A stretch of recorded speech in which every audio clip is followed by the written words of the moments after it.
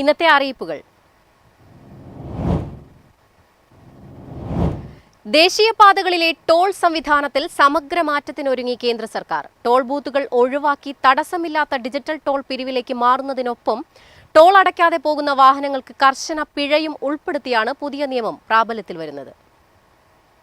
ഇന്ത്യയിലെ ദേശീയപാതകളിൽ നിന്നും ടോൾ ബൂത്തുകൾ ഉടൻ അപ്രത്യക്ഷമാകുമെന്നാണ് കേന്ദ്ര ഉപരിതല ഗതാഗത വകുപ്പ് മന്ത്രി നിതിൻ ഗഡ്കരി ഉറപ്പു നൽകിയിരിക്കുന്നത്. ഇതിന്റെ ഭാഗമായി തടസ്സരഹിത ടോൾ പിരിവ് സംവിധാനത്തിന്റെ പരീക്ഷണ പ്രവർത്തനം ആരംഭിച്ചു. ഈ സംവിധാനം പൂർണ്ണതോതിൽ നടപ്പാക്കുന്നതിന് മുന്നോടിയായി ടോൾ നിയമങ്ങളിൽ മാറ്റം വരുത്താനിരിക്കുകയാണ് കേന്ദ്ര സർക്കാർ. ടോൾ അടയ്ക്കാതെ പോകുന്ന വാഹനങ്ങൾക്കെതിരെയുള്ള നടപടിയാണ് പ്രധാനമായും ഇതിലുള്ളത്.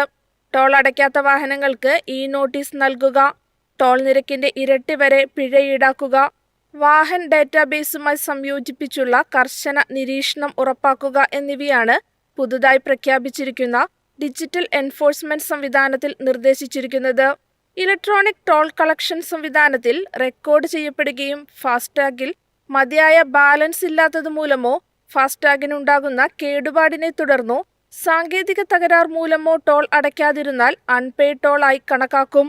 ടോൾ അടയ്ക്കാതെ കുടിശ്ശിക വരുത്തിയാൽ യഥാർത്ഥ ടോൾ തുകയുടെ ഇരട്ടി ഫീസായി നൽകേണ്ടി വരുമെന്നാണ് നിയമത്തിൽ പറയുന്നത്. നോട്ടീസ് ലഭിച്ച് 72 മണിക്കൂറിനുള്ളിൽ ടോൾ അടയ്ക്കുന്നവരിൽ നിന്നും പിഴ ഒഴിവാക്കി യഥാർത്ഥ ടോൾ നിരക്ക് മാത്രമേ ഈടാക്കാൻ പാടുള്ളൂവെന്നും നിയമത്തിൽ പറയുന്നു. News desk Myfin TV. നിയമസഭാ തെരഞ്ഞെടുപ്പ് ദിവസമായ ഏപ്രിൽ 9 നെഗോഷ്യബിൾ ഇൻസ്ട്രുമെന്റ്സ് ആക്ട് അനുസരിച്ച് പൊതു അവധി പ്രഖ്യാപിച്ച് സംസ്ഥാന സർക്കാർ ഉത്തരവായി. സംസ്ഥാനത്തെ വാണിജ്യ സ്ഥാപനങ്ങളിലെയും മറ്റ് സ്വകാര്യ സ്ഥാപനങ്ങളിലെയും എല്ലാ ജീവനക്കാർക്കും അന്ന് ശമ്പളത്തോടുകൂടിയ അവധിയായിരിക്കും. Kerala shops and commercial establishment act പ്രകാരമുള്ള എല്ലാ സ്വകാര്യ സംരംഭങ്ങൾ, സ്വകാര്യ വ്യാവസായിക കേന്ദ്രങ്ങൾ, മറ്റു സ്വകാര്യ സ്ഥാപനങ്ങൾ എന്നിവയ്ക്കും അവധി ബാധകമാണ്.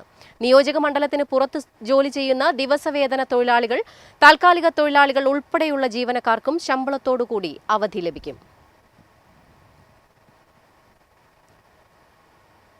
കേരള നിയമസഭാ തെരഞ്ഞെടുപ്പിൽ പാലക്കാട് മണ്ഡലത്തിൽ മത്സരിക്കുന്ന 3 മുന്നണികളുടെയും സ്ഥാനാർത്ഥികൾ കോടിപതികൾ.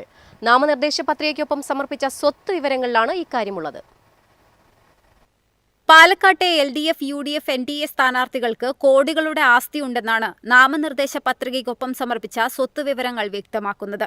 UDF സ്ഥാനാർത്ഥി രമേശ് പിഷാരടിക്ക് 3.66 കോടി രൂപയുടെ ആസ്തിയുണ്ട്. LDF സ്ഥാനാർത്ഥി NMR റസാഖിന് 2.60 കോടി രൂപയും NDA സ്ഥാനാർത്ഥി ശോഭാ സുരേന്ദ്രന് 1.95 കോടി രൂപയുമാണ് ആസ്തി. രമേശ് പിഷാരടിയുടെ കൈവശം 25 ലക്ഷം രൂപയും 5 പവൻ സ്വർണവുമുണ്ട്. 97 ലക്ഷം രൂപ വില വരുന്ന പാർപ്പിട ഭൂമിയും സ്വന്തമായുണ്ട്. ഭാര്യ സൗമ്യ രമേശിന് 85.61 ലക്ഷം രൂപ മൂല്യമുള്ള സ്വത്തും 50 പവൻ സ്വർണവുമാണുള്ളത്. ഭവന വായ്പയും മറ്റുമായി പിഷാരടിക്ക് 1.67 കോടി രൂപയുടെ ബാധ്യതയും ഭാര്യയ്ക്ക് 2.49 ലക്ഷത്തിന്റെ ബാധ്യതയുമുണ്ടെന്നാണ് കണക്കുകൾ വ്യക്തമാക്കുന്നത്. NMR റസാഖിന്റെ കൈവശം 2 ലക്ഷം രൂപയും സ്വന്തം പേരിൽ 1.38 ലക്ഷം രൂപ ബാങ്ക് നിക്ഷേപവുമുണ്ട്. ഭാര്യയ്ക്ക് 48 പവൻ സ്വർണ്ണാഭരണങ്ങളും മകൾക്ക് 10 പവൻ സ്വർണ്ണാഭരണങ്ങളുമുണ്ട്. ബിസിനസ്സിൽ നിന്നുള്ള വരുമാനമാണ് ആസ്തികളിലേറെയും. അദ്ദേഹത്തിന് 28.65 ലക്ഷം രൂപയുടെ ബാധ്യതയുണ്ട്. NDA സ്ഥാനാർത്ഥി ശോഭാ സുരേന്ദ്രന്റെ കൈവശം 8 പവന്റെ സ്വർണ്ണാഭരണങ്ങളും കയ്യിൽ 23,000 രൂപയും സ്വന്തമായി ഇനോവ ക്രിസ്റ്റ കാറുമാണുള്ളത്. ഭർത്താവിന്റെ കൈവശം 2.5 പവൻ സ്വർണവുമുണ്ട്.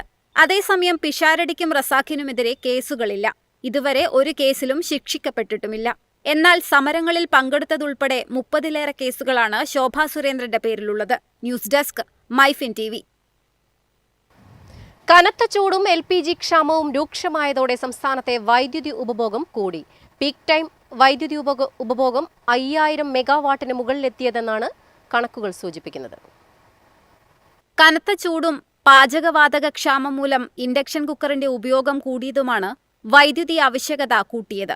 കഴിഞ്ഞ ഒരാഴ്ചത്തെ കണക്കുപ്രകാരം കേരളത്തിലെ വൈകിട്ടത്തെ വൈദ്യുതി ഉപഭോഗം 5000 മെഗാവാട്ടിന് മുകളിലെത്തി. 101 ദശലക്ഷം യൂണിറ്റാണ് ഈ ദിവസങ്ങളിലെ ഉപഭോഗം. വൻ വർധന രേഖപ്പെടുത്തിയ മാർച്ച് 12 ലോഡ് 5352 മെഗാവാട്ടെത്തി. 102 ദശലക്ഷം യൂണിറ്റ് വൈദ്യുതിയാണ് അന്ന് ഉപയോഗിച്ചത്. 4800-4900 മെഗാവാട്ടിൽ നിന്നാണ് 5000 മെഗാവാട്ടിന് മുകളിലേക്ക് കയറിയതെന്നും കണക്കുകൾ വ്യക്തമാക്കുന്നു. ചൊവ്വാഴ്ച 5176 മെഗാവാട്ടും ബുധനാഴ്ച 5049ഉം വ്യാഴാഴ്ച 5069 മെഗാവാട്ട് വൈദ്യുതി ലോഡ് കാണിച്ചു. എന്നാൽ കഴിഞ്ഞ ദിവസം സംസ്ഥാനത്ത് ചിലയിടങ്ങളിൽ മഴ കിട്ടിയതിനാൽ 4900 മെഗാവാട്ടിൽ നിന്നു. 2025 മാർച്ചിലെ കണക്കുപ്രകാരം 5347 മെഗാവാട്ടായിരുന്നു കൂടിയ ഉപഭോഗം. കൊടും ചൂടും വൈദ്യുതക്ഷാമവും തുടർന്നാൽ ഇത്തവണ ഉപഭോഗം 5700 മെഗാവാട്ടിന് മുകളിലെത്തുമെന്നാണ് കണക്കുകൂട്ടൽ. ലൈൻ ശേഷി ഉൾപ്പെടെ പരിഗണിച്ചാൽ 5800 മെഗാവാട്ട് വരെയാണ് കേരളത്തിന്റെ പരമാവധി വൈദ്യുതി ശേഷി. കേരളത്തിൽ 1600 മെഗാവാട്ട് വൈദ്യുതിയാണ് പ്രതിദിനം ഉൽപ്പാദിപ്പിക്കുന്നത്. ബാക്കി പുറത്തുനിന്നെടുക്കുന്നു. പുറമേ നിന്ന് 6000 മെഗാവാട്ട് വരെ എത്തിക്കാം. അതിനുള്ള ശേഷി ഇന്റർ കണക്ടിംഗ് ട്രാൻസ്ഫോമറിനുണ്ട്. എന്നാൽ കേന്ദ്ര വൈദ്യുതി അതോറിറ്റി 4400 മെഗാവാട്ട് വരെ മാത്രമേ അനുവദിച്ചിട്ടുള്ളൂ.